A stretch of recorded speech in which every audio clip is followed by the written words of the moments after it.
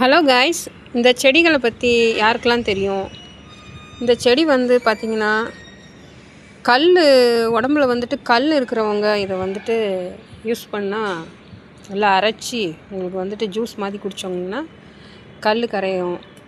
அதனால் இந்த செடிகள் வந்து வீட்டில் இருந்துச்சுன்னா உங்களுக்கு யூஸ்ஃபுல்லாக இருக்கும். இதோட வேர்கள் வந்து பார்த்திங்கன்னா அந்த நுனியிலேயே வந்துட்டு வருது. நிறைய செடிகள் அடியில் தான் இருக்கும் வேர். இது பார்த்திங்கன்னா இலையோட நுனியில் வருது.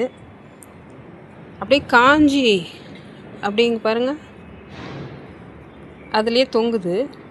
ஸோ இதை எடுத்து நீங்கள் தனியாக நெட்டி வச்சாலுமே நல்லா ஃப்ரெஷ்ஷாக புது செடி வந்துடும்.